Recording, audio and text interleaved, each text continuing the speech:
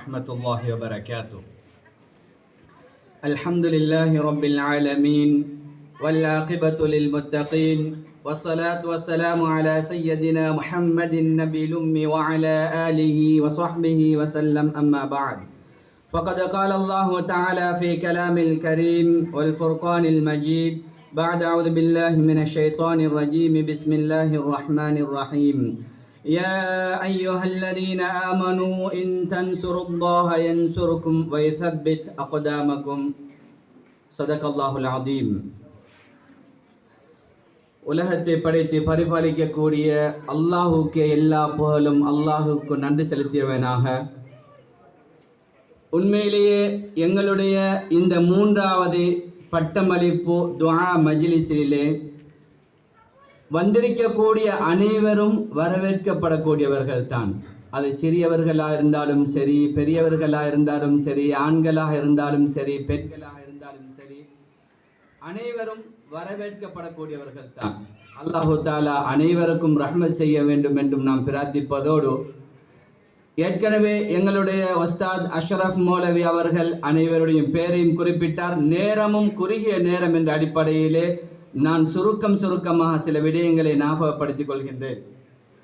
எனக்கு முன்னால் இருக்கக்கூடிய எங்களுடைய நண்பர்களாகவும் எங்களுக்கு உதவியாளர்களாகவும் எல்லா சந்தர்ப்பங்களிலும் என்ன தேவை என்று கேட்டாலும் மாஷா அல்லாஹ் அல்ஹம்துலில்லாஹ் அதிகம் உதவி செஞ்சு கொண்டிருக்கக்கூடிய எங்களுடைய ஹிமாசாஜி, அஹ்மதாஜி, ரசீனாஜி, அதே போல பரக்கத்தாஜி, எங்களோட இருக்கக்கூடிய ஃபரானாஜி, அதே போல மாஷா அல்லாஹ் மதரசாக்களுடைய எல்லா நிகழ்வுகளையும் கண்காணித்து என்ன தேவைகள் இருக்கின்றதோ, என்ன பிரச்சனைகள் வரக்கூடிய சந்தர்ப்பத்தில் எல்லாம் எந்த விதிமுறையின் பிரகாரம் போனால் எங்களுடைய வாழ்க்கையை இன்னும் நீடித்து கொண்டே போகலாம், பிரச்சனைகளை இல்லாமலாக்கி கொள்ளலாம் என்று அதிகம் ஐடியாக்களை, ஆலோசனைகளை தரக்கூடிய அன்புக்குரிய எங்களுடைய ஷிஃபான் சார் அவர்களுக்கும், அதே போன்று இம்முறை வெளியாகக்கூடிய எங்களுடைய மாணவ செல்வங்களுக்கும், இன்னும் அந்த மாணவ செல்வங்களை உருவாக்கி தந்த பெற்றார்களுக்கும், தாய் தந்தர்கள், இன்னும் என்னுடைய நண்பர்மார், உஸ்தாத்மார், என்னுடைய கண்ணியத்துக்குரிய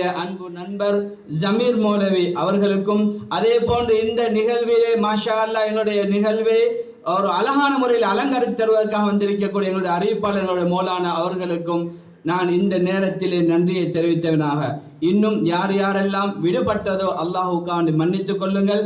மீண்டும் ஒரு முறை நான் ஞாபகப்படுத்துகிறேன், இங்கு வந்திருக்கக்கூடிய ஒவ்வொருவரும் ஆண்களா இருந்தாலும் சரி, பெண்களா இருந்தாலும் சரி, வரவேற்கப்படக்கூடியவர்கள் தான். ஏனென்றால் 2 இடத்திலே நாங்கள் குற்றம் பிடிக்கப்படுவோம். ஒன்று சன்மார்க்க பணியிலே ஏதோ ஒரு சின்ன தவறு வரக்கூடிய சந்தர்ப்பத்திலும் குற்றம் பிடிக்கப்படக்கூடியவர்களாக இருக்கின்றோம். 2வது ஒரு விடயம்தான் சமூக பணி. நல்லா விளங்கிக் கொள்ளணும். சன்மார்க்க பணியிலும் இதே போன்ற ஒரு தவறுதலான சில நிகழ்வுகள் நடக்கும், சமூக பணியிலும் நடக்கும். எனவே உள்ளத்தை துறந்தவனாக மீண்டும் முறை வந்திருக்கக்கூடிய அனைவருக்கும் நன்றியை தெரிவித்தவனாக நான் சுருக்கமாக என்னுடைய உரைக்கு நான் போகின்றேன். அல்ஹம்துலில்லாஹ், எங்களுடைய இந்த மதரசா 2012ஆம் ஆண்டு என்னுடைய நண்பன் ஜமீர் மூலமாக ஆரம்பிக்கப்பட்டு மாஷா அல்லாஹ் அதற்கு உதவியாக நானும் எங்களுடைய ஆலிம் உலமாக்களும் மாஷா அல்லாஹ் கை கொடுத்து கொண்டே இருக்கின்றோம். எனவே இதுவரைக்கும் எங்களுடைய மதரசாவிலே மொத்தமாக 42 ஆலிம்களை நாங்கள் வெளியாக்கி இருக்கின்றோம். ஏனென்றால் சில விடயங்களை மக்களுக்கு ஞாபகப்படுத்தி ஆகணும். ஏனென்றால் எங்களுடைய நண்பர் ஹிமாசாஜிக்கு தெரியும். ஒரு ஆள் கேட்டார், எந்த அளவுக்கு என்றால், இந்த மதரசாவை வச்சு நீங்க தனி சொந்தம் கொண்டாடுறீங்களாமே, அல்லாஹ் பாதுகாக்கணும், உங்களுக்கு ஸ்டேஜில் செல்லத்துக்கு கேளுமா. எத்தனையோ முறை நான் ஜமீர் மௌலவி ஞாபகப்படுத்தியிருக்கின்றோம். இந்த இடம் இருக்கின்றதே அல்லாஹுக்கென்று வக்குப் செய்யப்பட்ட இடம். அப்படித்தானே ஆஜியா? அல்லாஹுக்கென்றே வக்குப் செஞ்சிருக்கிறோம். ஷிஃபான் சார் இருக்கிறார், கல்ச்சர் டிபார்ட்மெண்ட்ல பொறுப்பாக கொடுத்திருக்கிறோம். இது என்னுடைய சொத்தோ, எங்களுடைய உஸ்தாத்மாருடைய சொத்தோ, ஜமீர்மாருடைய சொத்து அல்ல. இது அல்லாஹுடைய சொத்து. இருக்கும் வரைக்கும் நாங்கள் அழகான முறையில் செய்து கொண்டிருக்கின்றோம், செய்து காட்டிக் கொண்டிருக்கின்றோம் என்பதை வெளிப்படுத்துவதற்காக வேண்டி ஒரு சில தரவுகளை நான் தருகின்றேன்.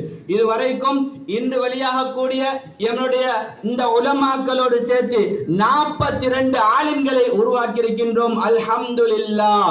15 ஹாஃபில்மார்களை உருவாக்கி இன்று வரைக்கும் இன்னும் ஒரு சில ஹாஃபில்மார்களை இன்னும் நாங்கள் உருவாக்கி கொண்டிருக்கின்றோம். கூடிய சீக்கிரம் அவர்களும் இந்த உலகத்திலே அல்லாஹ்வுக்கு பொருத்தமான ஹாஃபில்களாக மாறுவார்கள். உங்களுடைய துஆக்களிலும் சேர்த்துக் கொள்ளுங்கள் என்று நான் ஞாபகப்படுத்துறதோடு, எங்களுடைய மதரசாவிலே கேட்கப்படக்கூடிய ஒரு கேள்விதான், அது பெற்றார்களா இருந்தாலும் சரி, ஊரார்களா இருந்தாலும் சரி, வேறு பாடங்கள் நடத்துவது கிடையாதா?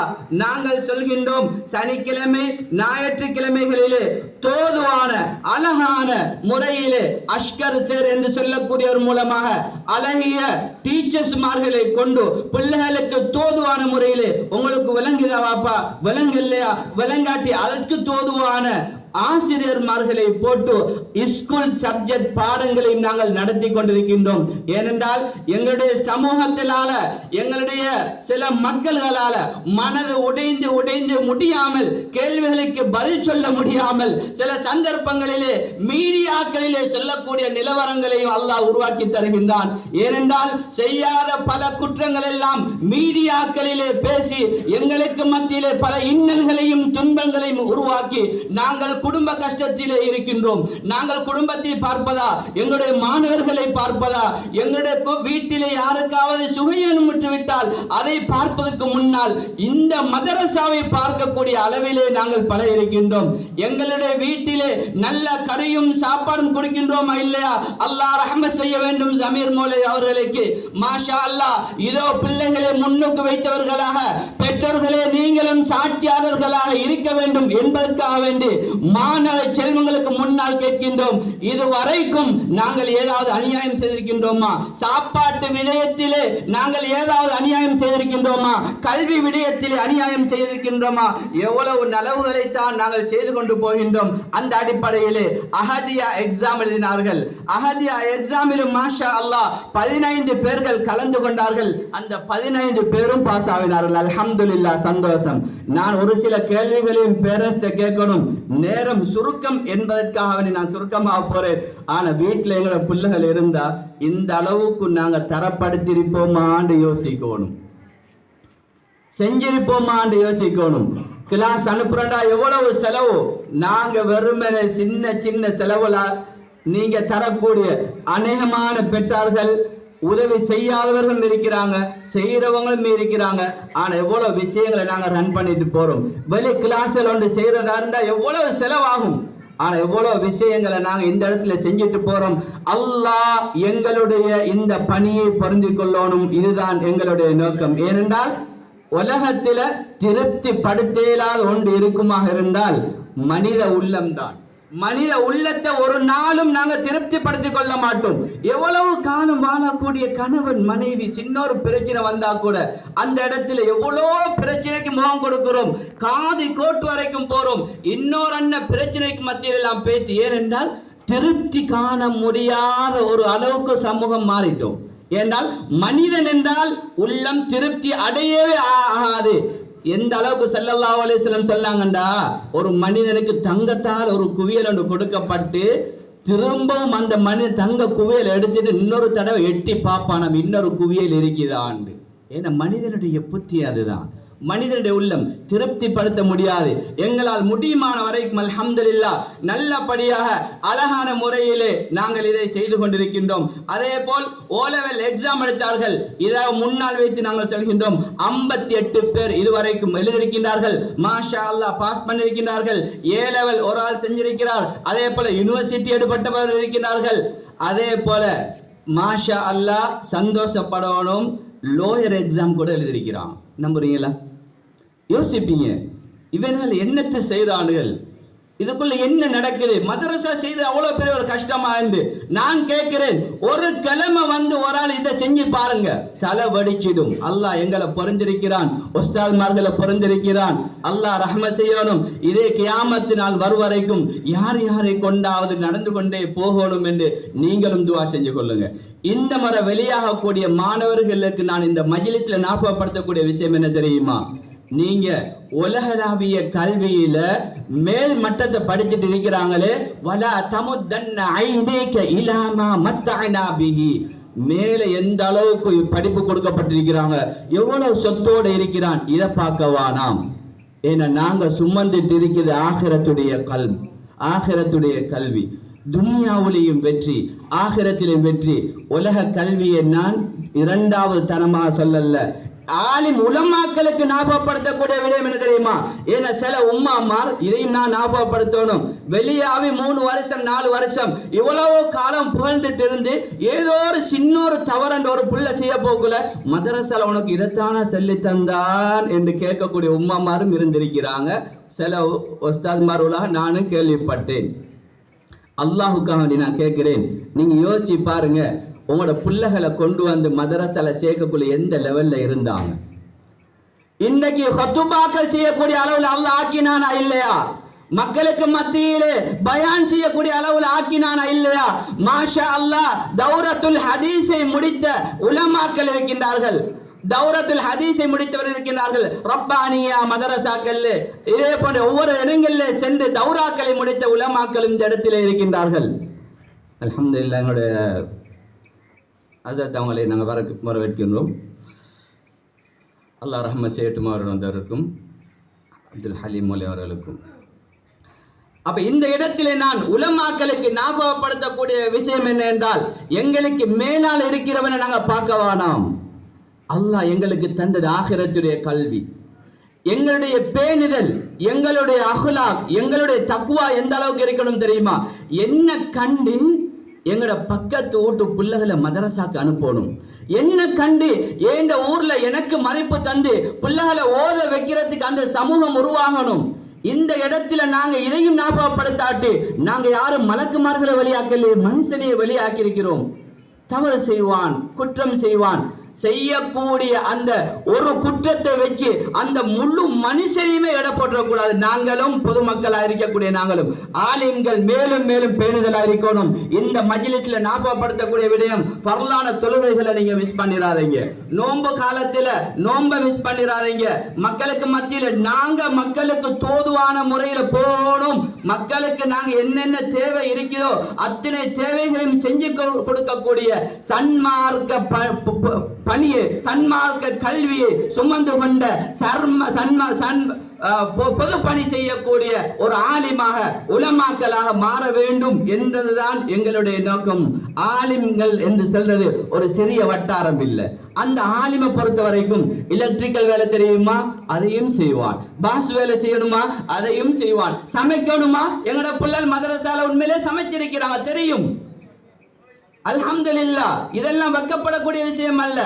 எதுவும் தெரியாது என்று இருக்கக்கூடாது. சமைக்கணுமா, சமைக்கிறோம். உங்களுக்கு தெரியும் கொரோனா காலத்தில் அதே போல இந்த நாட்டில் நடந்த ஒரு விபரீதமான ஒரு சிச்சுவேஷன் தெரியும். முஸ்லீம்கள் எல்லாம் என்னமோ ஒன்று கண் கொண்டு பார்த்தார்கள். அல்லாஹ் தெளிவை கொடுத்தான். மீண்டும் மீண்டும் அல்லாஹு தஆலா எல்லா சமூகத்துக்கும் தெளிவை கொடுக்க வேண்டும் என்று இந்த மஜ்லிஸ்ல துஆ செய்றோம். அந்த காலத்துல சில உலமாக்கள் ரொட்டி வேலை செஞ்சாங்க. அதுக்குள்ள குர்ஆனை கழட்டி வச்சிட்டாங்களா? இல்ல. தன்னுடைய தொழில் ஆசிரியர் என்று சொல்வதும் ஒரு தொழில் அல்ல, அது ஒரு பணி. அதே போல ஆலிம் உலமாக்கள் என்று சொல்வது ஒரு ஜொப் அல்ல. எங்களுடைய ஆகிரத்துக்கு நாங்கள் பயன்படுத்தி கொண்டோம். நாங்கள் என்ன தொழிலாண்டாலும் ஹலாலாக அல்லாஹ்வுக்கு என்று செய்வோம். வட்டியில் ஈடுபட மாட்டோம், களவிலே ஈடுபட மாட்டோம், யாரையும் ஏமாற்ற மாட்டோம், அல்லாஹ்வுக்கு பொருத்தமாக நடப்போம் என்று வாழ்வோமே, அதுதான் ஆலிமுடைய பணி. அந்த ஆலிம், இவர் இந்த ஆலிம் என்று பதவி பிரமாணம், இந்த சர்டிபிகேட் உங்களோட கையில தாரமா நாங்க. ஆனா இது உங்களுக்கு ஒரு தொழிலா தரல, ஆகிரத்துக்கு நாங்க பதப்படுத்தி தந்திருக்கிறோம். உங்களோட உம்மா வாப்பா ஒன்றும் தெரியாம கொண்டு சேர்த்தாங்க. இன்னைக்கு நல்ல முறையில மாஷா அல்லாஹ் அல்லாஹ்வுக்கு பொருத்தமாக நாங்க ஆக்கியிருக்கிறோம். அப்படி ஏதாவது தவறுகள் இருக்குமாக இருந்தால் இருக்காது. இந்த இடத்திலே மஜ்லிஸிலேயே நானும் ஜமீர் மௌலை உஸ்தாத்மார்கள் மன்னிப்பு கேட்டுக்கொள்றோம்.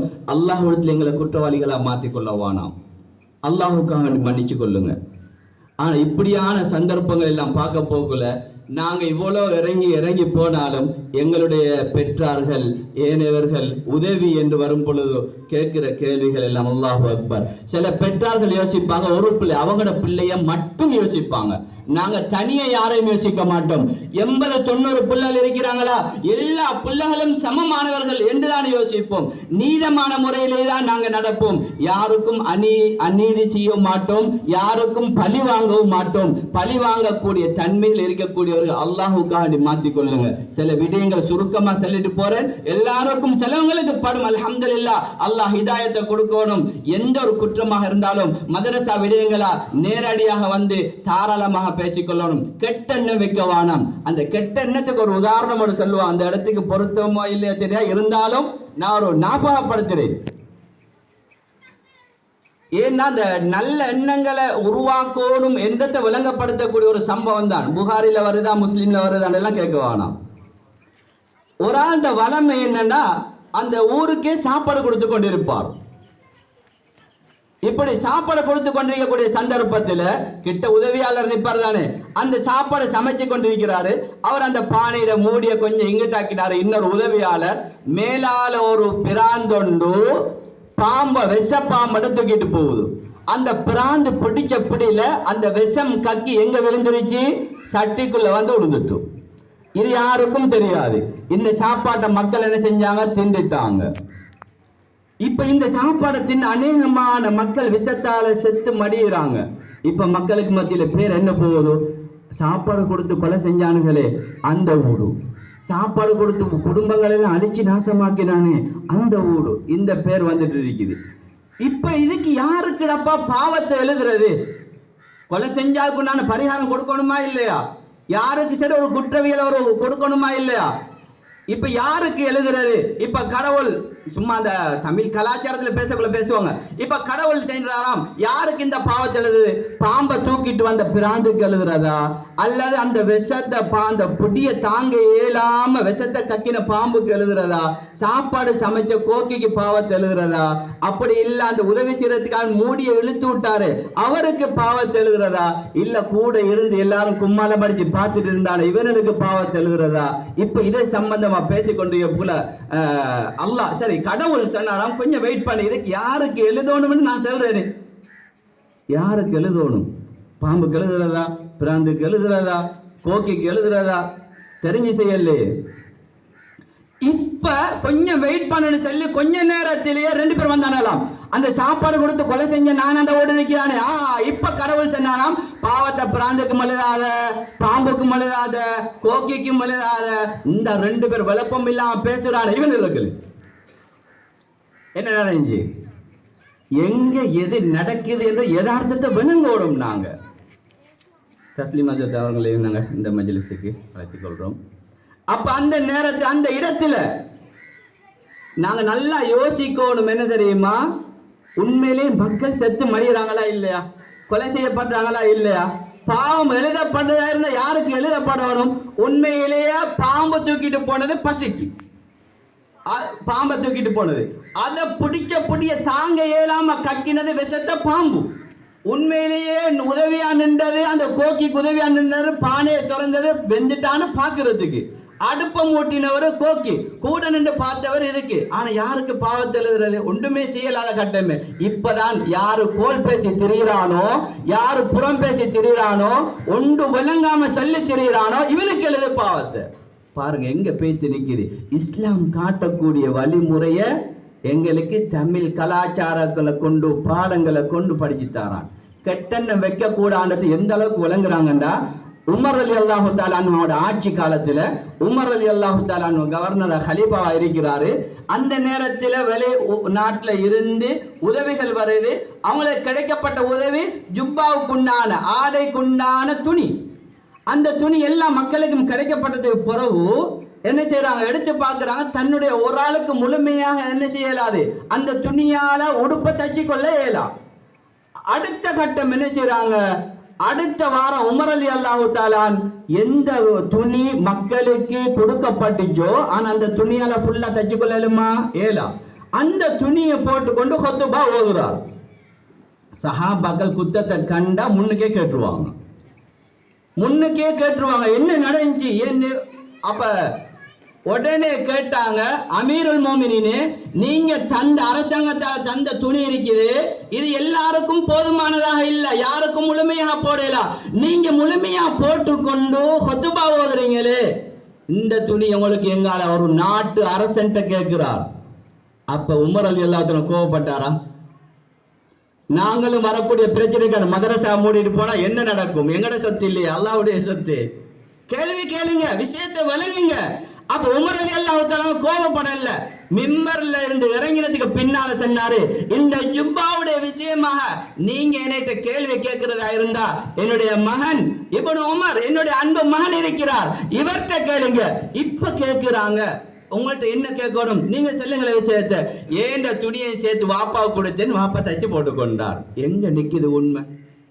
ஆனா எங்கட பார்வையில நாங்க என்ன பேசுவோம், என்ன ஆட்சியாளண்டா வாப்பா, என்னடா இதெல்லாம் களவெடுக்கிறானே, இந்த இவன் முழுக்க இவன் மாட்டு ஜுப்பா போட்டிக்கிறான், துணியை போட்டு எங்களுக்கு எல்லாம் ஹாஃப் அரவாசை தந்துட்டானே. எங்கட சமூகம் அப்படித்தானே. அந்த தன்மையிலிருந்து அல்லாஹ்வுக்காக விடுபடுவோம், எங்கட ஆகிரத்துடைய நோக்கத்துக்காக போவோம். எங்கட பிள்ளைகளை வளர்க்கக்கூடிய உம்மா வாப்பாமார் தொழுகையை மிஸ் பண்ணாதங்க. அல்லாஹ்வுக்கு இபாதத்தோட ஈடுபட்டு கொண்டிருப்போம். இபாதத் இல்லாம தென்னை மரத்தை நாட்டிட்டு நொங்க எதிர்பார்க்கவும் கூடாது, நொங்கு மரத்தை நாட்டிட்டு தேங்காய் எதிர்பார்க்கவும் கூடாது.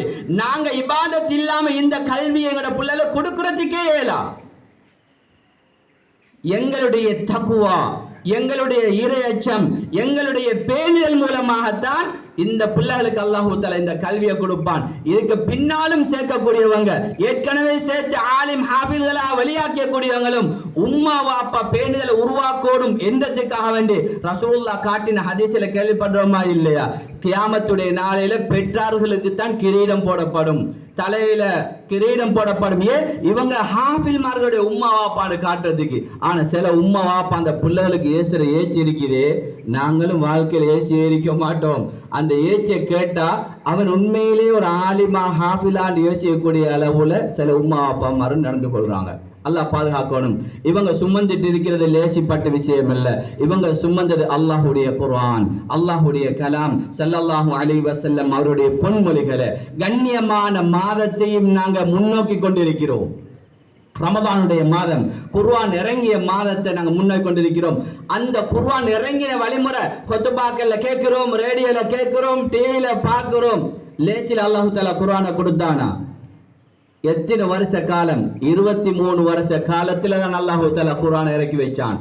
லேசில் அந்த குர்ஆனை கொடுக்கலுமா? சின்ன வயசிலே பதப்படுத்தினான். ஜம்சம் தண்ணியால் அல்லாஹ் தஆலா உள்ளத்தை கழுவினான். சும்மா நேரடியா குர்ஆனை கொண்டு கொட்டினானா? இல்ல, மலக்குமாருக்கெல்லாம் தலைவராகிய அந்த ஜிப்ராயில் அலைஹிஸ்ஸலாம் அவங்களை வச்சு சும்மா ஒரு நாள்ல கொண்டு கொடுத்தானா? இல்ல, இதை கண்ணியப்படுத்தணும். ரமலான் மாதம் லைலத்துல் கத்ர் கைரும் மின் அல்ஃபி ஷஹர், 1000 மாதத்தை விட சிறந்த நாளை தான் தெரிவு செஞ்சான் அல்லாஹ் இந்த குர்ஆன் இறக்கிறதுக்காண்டி. அப்படியான குர்ஆனை சுமந்தவர்கள் இந்த மாணவர்கள், அப்படியான குர்ஆனையும் ஹதீஸையும் சுமந்தவர்கள் இந்த மாணவர்கள். பெற்றார்களே, கண்ணியப்படுத்துங்க. செய்யக்கூடிய ஒரு குற்றத்துக்காக வேண்டி அந்த பிள்ளைகளை கேவலமான முறையில பேசாதீங்க. எவ்வளவு விஷயம். அதே போல இல்முக்காக வேண்டி உதவி செய்யறதுக்கு நல்லா முன்வாங்க. எத்தனையோ தனவந்தர்கள் எங்க எல்லாம் இருந்து எவ்வளவு இஃப்தார தாரங்க. ஹஸரத், எங்களோட பிள்ளைகளுக்கு இஃப்தார கொடுத்துருங்க, இந்த சஹர கொடுத்துருங்க. சிலவங்களுக்கு முன்னால நான் பேசக்கூடாது, முகஸ்துதியா பேசிடும். நான் அதை மறைமுகமா செல்றேன், பிள்ளைகள் பசியோட இருந்துடக்கூடாது. ஹஸரத், பிள்ளைகளுக்கு எப்படி கொடுப்போம், அப்படி கொடுப்போம். எங்கேயோ இருக்கக்கூடிய எல்லாருமே உதவி செய்யக்கூட நாங்க பெற்று வளர்த்த பிள்ளைகளுக்கு நாங்க உதவி செய்ய யோசிக்கமான வசூல் பண்றதல்ல, முன்மாதிரியை வழங்குங்க. இது வரைக்கும் நடந்ததை விடுவோம். இதற்கு பின்னால எங்களுடைய உள்ளத்தையும் திருப்திப்படுத்தி அல்லாஹ்வுக்கு பொருத்தமான முறையில் நடக்கக்கூடிய சமூகமாக அல்லாஹ் எங்களை மாக்கணும். அதே போல இந்த பிள்ளைகள் வெளியாகினதுக்கு பின்னாலும் என்னென்ன கல்வி துறையில் உங்களுக்கு மேலங்கி கொண்டு போகலுமோ அந்த அளவுக்கு நீங்க மேலங்கிட்டு போகணும். எங்களையும் ஒரு ஆசை, எங்களுடைய நிர்வாகத்திலையும் ஒரு ஆசை, உதவி செய்யக்கூடிய மக்களுடைய ஒரு ஆசை. நாங்க எங்க தான் போனாலும் ஒரு ஏஜ் ஆபீஸுக்கு போறோமா, அங்க ஒரு ஹம்தானி இருக்கணும். ஒரு ஏதோ ஒரு போலீஸ் செக்ஷனுக்கு போறோமா அல்லது ஏதோ ஒரு செக்ஷனுக்கு போறோமா, அங்க போயிட்டு பார்த்தா அங்க ஒரு ஹம்தானி இருக்கணும். ஒரு மதரசாக்கு போறோமா, ஹம்தானி இருக்கணும். ஆனா இன்றைக்கு நாங்க சந்தோஷப்படுறோம், எத்தனையோ வெளியாகின பிள்ளைகள் பள்ளியில இருக்கிறாங்க, மதரசாக்கள்ல இருக்கிறாங்க, வெளிநாட்டுல இருக்கிறாங்க, ஹலாலான முறையில உழைக்கிறாங்க. அல்ஹம்துலில்லாஹ், அல்லாஹுக்கு எல்லா புகழும், அல்லாஹுக்கு எல்லா புகழும். ஆனால் சிரமத்தோட கஷ்டத்தோட தான் செஞ்சு கொண்டு போறோம்.